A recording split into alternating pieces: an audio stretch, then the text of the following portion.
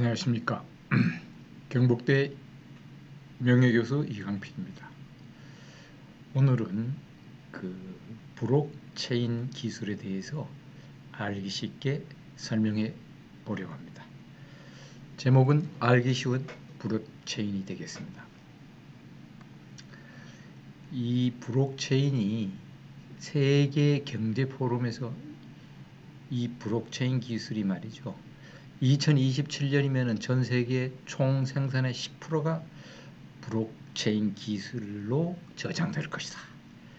이렇게 얘기하고 있습니다. 그럼 왜 이 브록체인 기술이 필요할까요?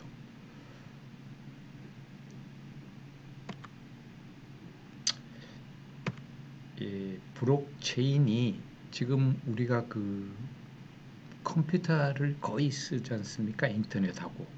그런데 이제 그게 해킹이라든지 이 사이버 어태크라든지 이런 것 때문에 금전적, 경제적 피해자 수가 엄청나게 늘어나고 있습니다. 예를 들어서 2011년 데이터지만 인터넷 이용 성인의 69%가 피해를 보고 있고요. 하루에 100만 명 정도 피해를 보고 있다. 요 외에는 세계 랜섬웨어를 공격 피해자는 전 세계가 이 공격을 받고 있는 거예요. 이 해킹이라든지. 그래서 이제 물론 이제 이런 걸 막기 위해서는 우리가 이제 윈도우 보안 체제를 최신 버전으로 업데이트한다든지 보안 패키지를 설치한다든지 새로운 운영 체제를 업그레이드 한다든지 이런 방법이 있지만은 근데 이거보다도 확실한 해킹을 막고 그죠? 이런 피해를 줄이기 위해서 이 브록체인 기술을 여러분들이 이해하고 또 앞으로는 적용해야 된다. 이런 의미에서 한번 이번 강의를 해보려고 합니다. 그럼 브록체인이라는 것은 그럼 뭐냐? 브록이라는 것은 일정 우리가 시간 동안에 어떤 거래가 있으면은 그 거래 내역을 저장하는 데이터 공간을 우리가 하나의 브록이라고 그럽니다. 물론 이제 그 거래 내역의 유효성이 검증된 거래만을 우리가 암호화해서 저장하는 것을 브록이라고 얘기하고요. 그다음에 이제 브록체인이라는 것은 새롭게 이제 그런 브록들이 생성되잖아요. 그거를 연결 보관하는 거래 장부를 의미하는 거예요. 그래서 만약에 암호화폐가 있으면 공개적으로 기록되는 디지털 장부를 우리가 얘기하는데요. 그게 최초 브록에서 개별 브록으로 저장하고 그다음에 이전 브록에 대한 정보를 갖고 있는 것을 우리가 체인식으로 서로 묶어 놓는 거예요.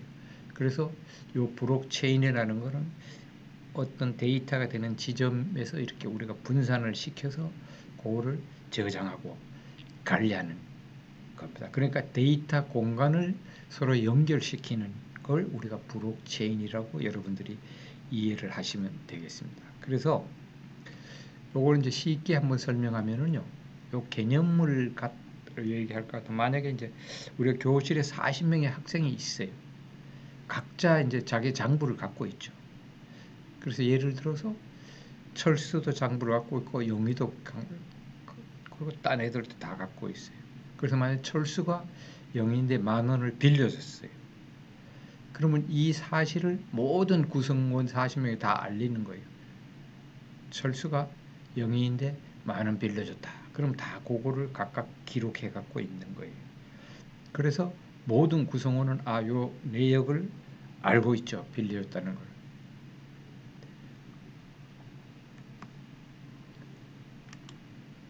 그런데 영희가 빌려준 이거 갖고 싶지 않아. 그래갖고 자기 장부에서 거래 내용을 만약에 영희가 이제 변경을 하든지 아니면은 철수가 영희인데 10,000원 빌려줬는데 100,000원 빌려줬다든지 자기 장부에다가 이렇게 변경을 만약에 하면은요. 뭐야? 우리 딴 이제 옆에 있는 학생들이 장부를 다 갖고 있으니까 어디가 아픈가?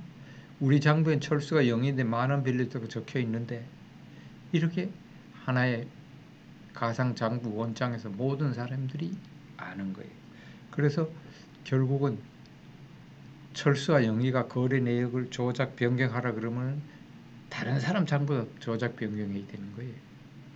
근데 이게 거래 당사자뿐 아니라 다른 사람 장부를 사실 조작하기는 굉장히 어려웠거든요. 그 다음에 이게 전체 집단이 커지면 커질수록 장부 조작은 더 어려워지는 거예요. 그래서 요 블록체인의 원리라는 거는 예를 들어서 A가 B 있는데 송금을 했어요. 철수가 0인데 송금을 만약에 한다 그러면은 그거에 대한 장부를 하나의 브록으로 우리가 디지털 장부가 되죠. 만들어 가지고요.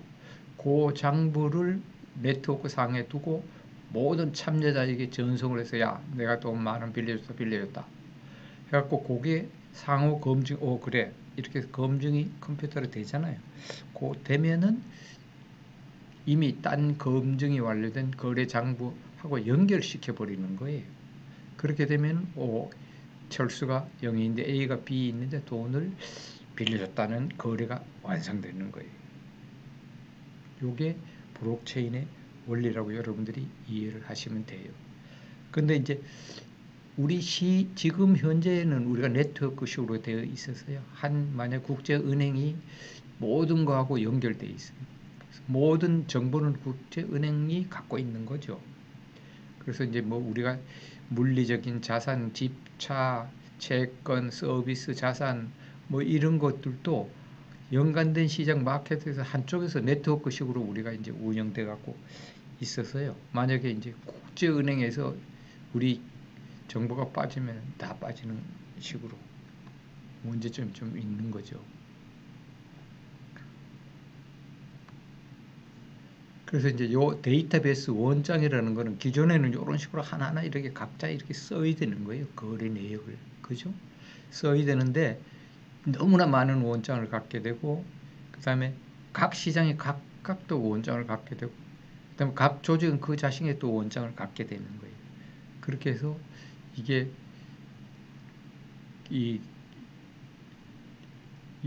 굉장히 많아지는 거죠. 거래도 많아지고 이제 자체가 복잡해지는 거죠. 그죠?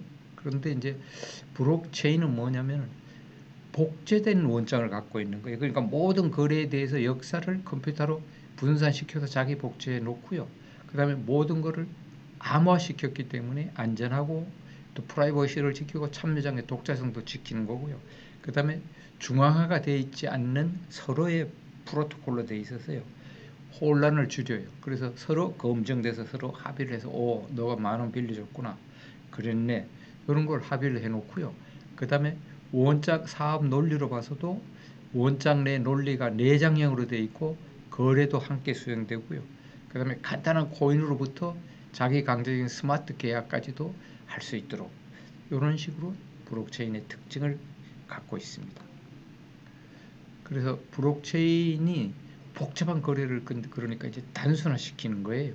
그래서 예를 들어서 우리가 물류가 실시간에 볼 수 있고 효율성도 증가하고 그 다음에 투명성, 검증성, 그 다음에 저비용. 그래서 이 블록체인 기술이 여기에 접목하고 있는 중이고요.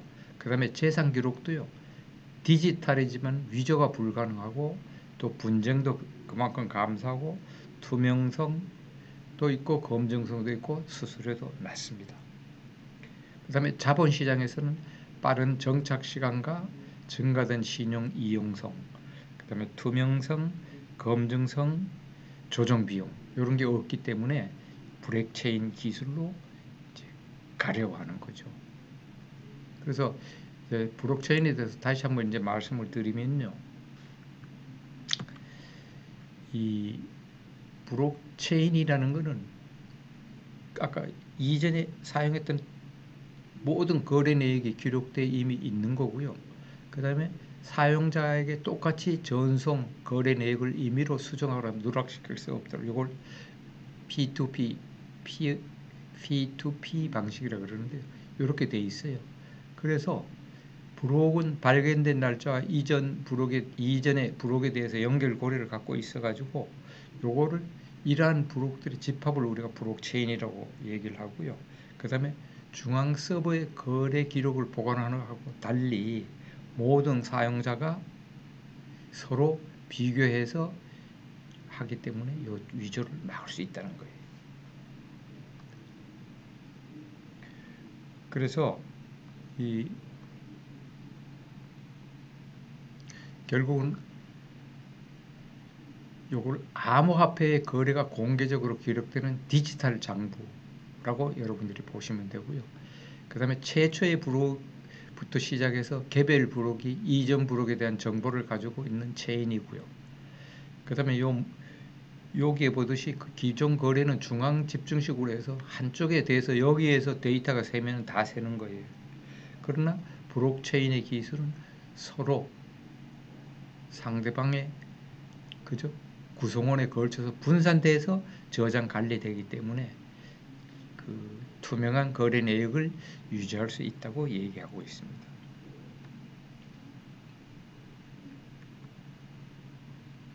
그래서 왜 지금 블록체인을 그러면 해야 되냐?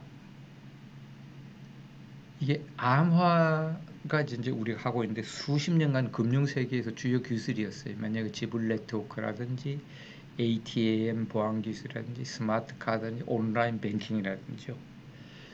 그런 것들이 이제 신뢰 모델은 변하지 않고 있어서 서로 신뢰받은 중개인은 비신뢰 파트너들과 교환이 필요하고, 그 다음에 이제 그거는 각각 우리가 포인트 투 포인트 상호 작용을 해서 이제 안전을 유지하는데, 이 블록체인은 뭐냐면요, 신뢰를 감소시키고 그것을 기술로 대체하는 거예요. 그리고 선진 암호하고 기법들을 활용해서 간단하게 기술로서 신뢰를 감소시키더라도 안전을 지킨다. 예, 블록체인 기술이라고 여러분들이 이해를 하시면 돼요. 그래서 이게 블록체인이 언제 등장했냐면 2009년에 첫 번째 암호화폐였던 코인, 이거 비트코인이라고 그러는데요. 여기에서 블록체인이 등장하기 시작했어요. 그래서 이제 암호화폐라는 거는 화폐를 조폐 없이 중앙은행도 없고요. 일정한 주기마다 블록을 찾아내서 보상하는 식으로 해서 화폐를 생성하는 거예요. 그러니까 가상화폐죠, 말 그대로. 그래서 블록은 해당 화폐가 사용되는 해시 함수로 이루어져 있어요. 그죠? 그래서 이 해시 함수라는 것은 뭐냐 하면요,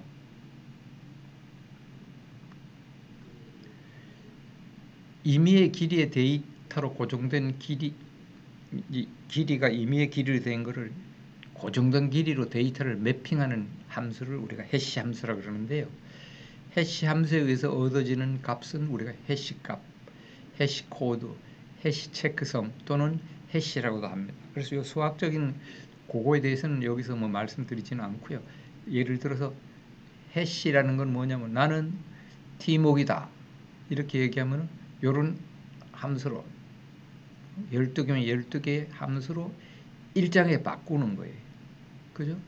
그래서 임의의 길이를 어떤 길이가 오더라도 요 길이로 바꿔놓는 거예요. 그래서 암호값을 바꿔놔서 요 암호를 각각 주어지는 거예요. 그래서 이 암호는 해시함수 바꿔서 암호는 가지만은 요 암호를 해시하면서 거꾸로 비밀번호 등 찾아내기는 굉장히 어렵게 돼, 거의 불가능하게 되어 있습니다.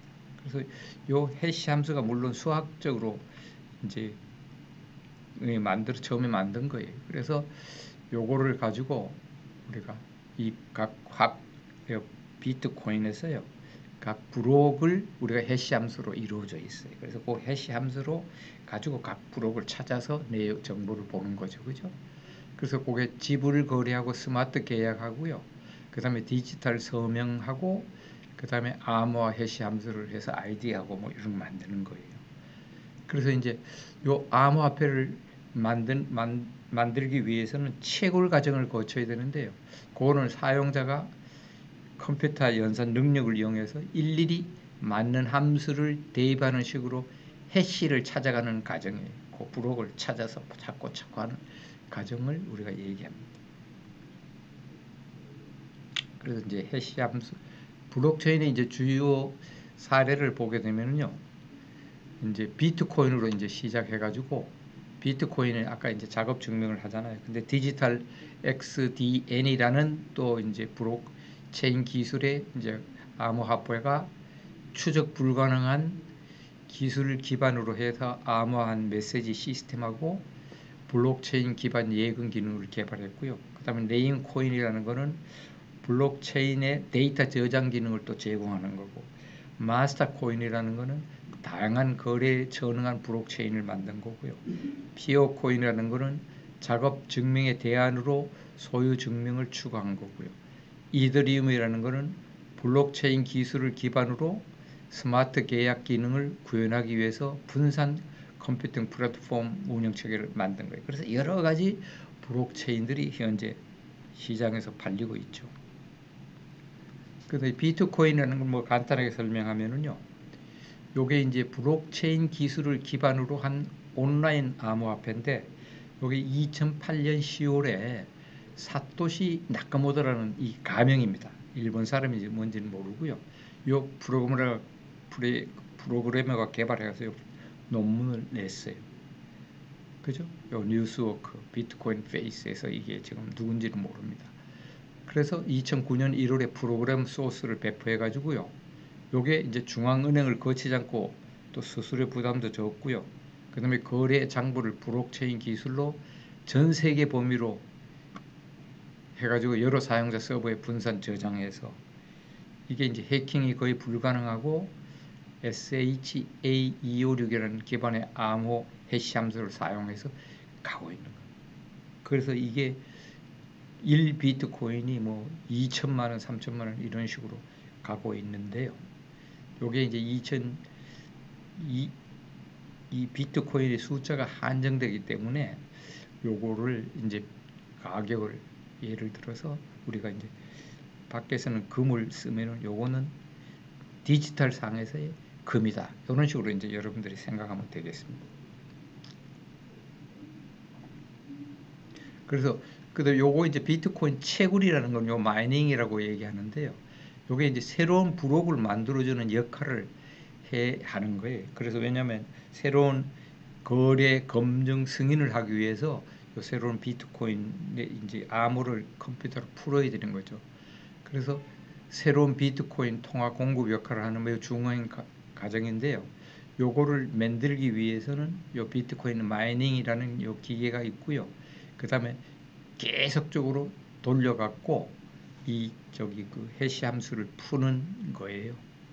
그래서 요거 풀게 되면은 그거에 대한 걸 비트코인으로 이제 우리가 거기서 합의에 의해서 비트코인으로 요걸 대체하는데, 이게 전기값도 많이 들어가고 이러기 때문에 이제 전기값 싼 데서 주로 만들고 있죠. 그래서 이제 요 비트코인에 대해서 투자는 뭐 IBM 같은 데서는 블록체인 네트워크를 쓰고 있고, 마이크로소프트에서는 이더리움 블록체인을 서비스로 하는 걸 해서 블록체인 개발자 환경을 또 제공하는 데 또 투자가 돼 있고요.